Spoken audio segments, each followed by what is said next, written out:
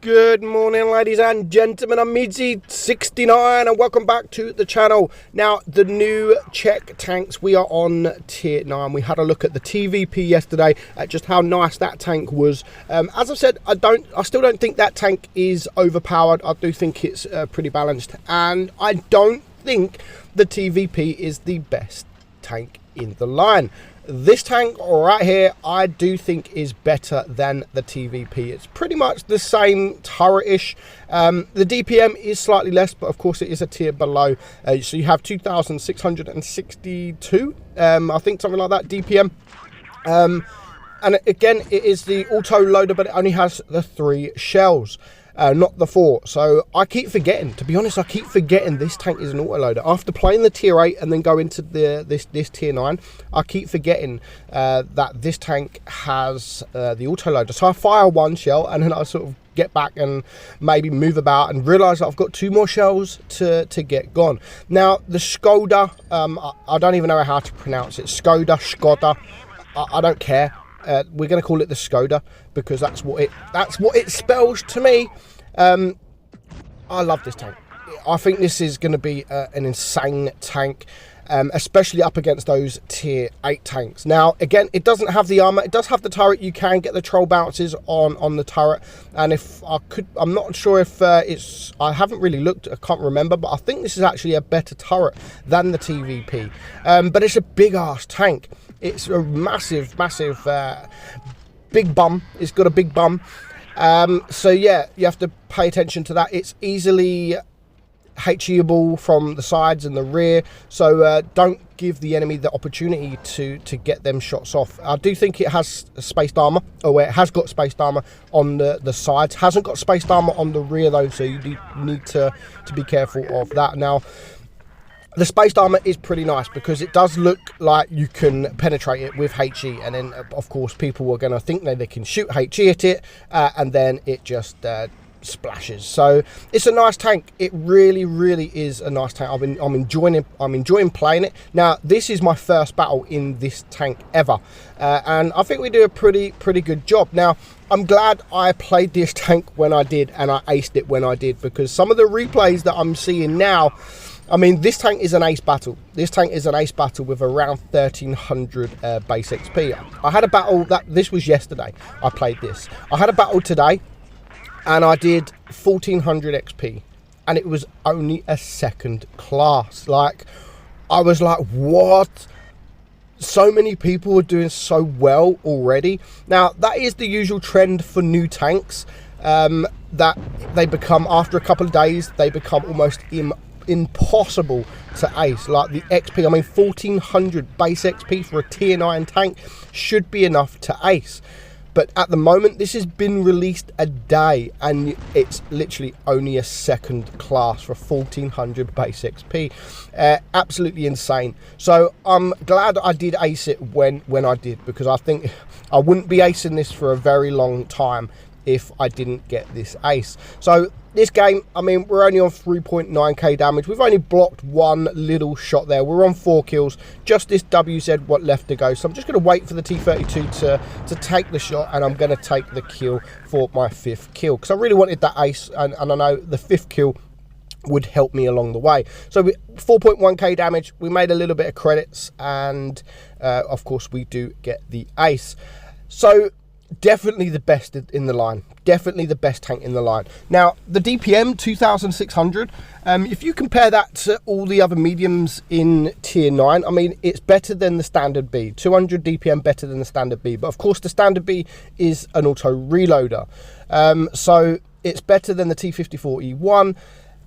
Other tanks like that, I mean, the other tanks like the Type 61, the Leopard, those kind of tanks, the M46 pattern, they all have almost sort of 3k, around the 3k DPM, whereas this 2,600, so it is falling behind on DPM, but of course it is a reload or auto loader, so auto loaders always have lower DPM.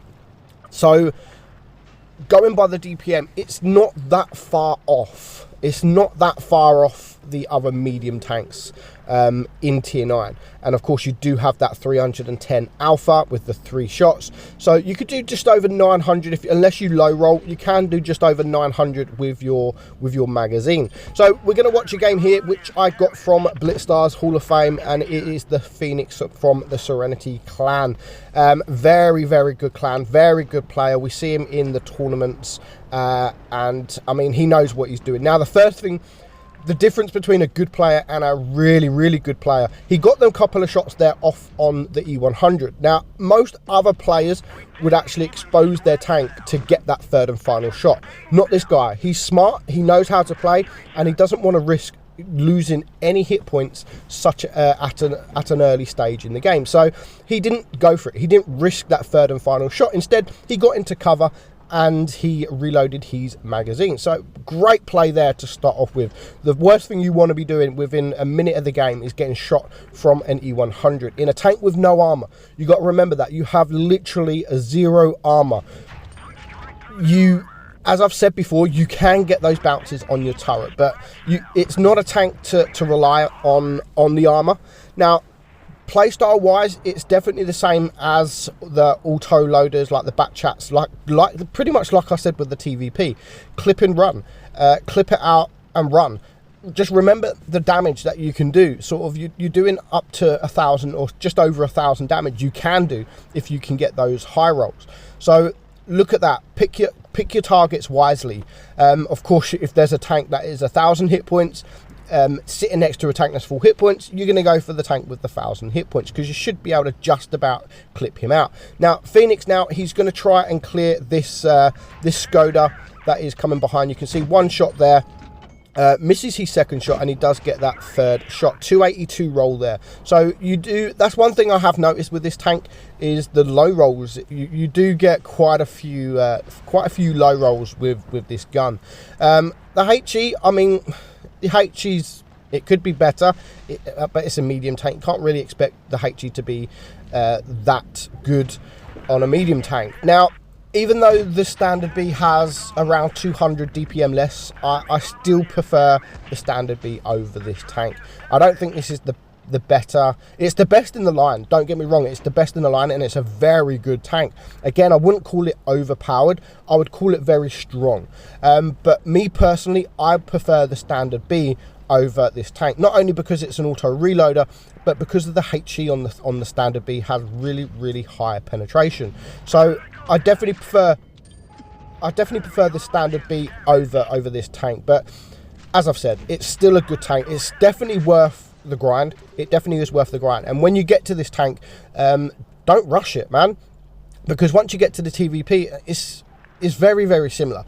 You're probably going to enjoy this tank more than the TVP, to be honest. So I wouldn't free XP it, I wouldn't gold it. Just enjoy playing the tank, and you will literally farm up that XP really quickly. So we're just going to watch the remainder of this battle now. It is a 2 versus 4. He manages to clear the Progetto to bring it down to a 2 versus 3. Now, he's got half his hit points left, but of course there's still an enemy E100. So getting shot from the E100 will put him down to a 1 shot.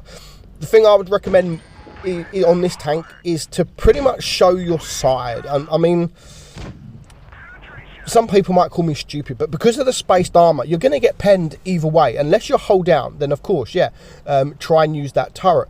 But if you can't use that turret, if you can't get hold down, try and show as much of your side as possible because of that spaced armor. Think of the Sheridan. This is pretty much like the Sheridan armor, except the Sheridan has got a spaced armor all around it. This has just got spaced armor on the sides. So people won't know that in game. They're all just going to maybe switch. Some people will switch to HE to see if they can pen. They think they're going to be able to pen, and then they don't pen. So they only do the sort of the minimum splash damage. So try, and if you're not in cover and you pretty much got nowhere to go, I'm not just saying go out in the open, show your side and get absolutely wrecked. There's situations where you might be getting rushed by a tank and you've got no cover whatsoever. You've got no one helping you. They're looking at you. Just try and stop them getting behind you, because of course they can HE your rear really, really easy, but just show your side as much as possible, and hopefully they think they're smart by shooting HE, and then they won't be that smart when they do next to no damage. Now, I did the test on open test with Fizzy, where he had a Death Star and he shot HE or Hesh at the side of this thing. It done about 200 to 300 damage, which is really, really low for a Death Star.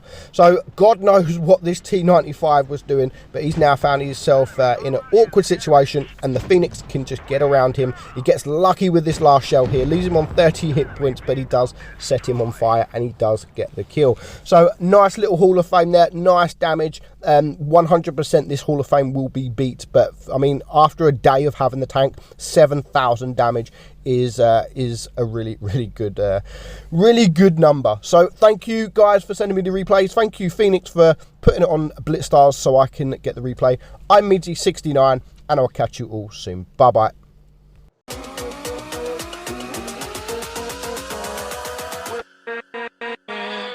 With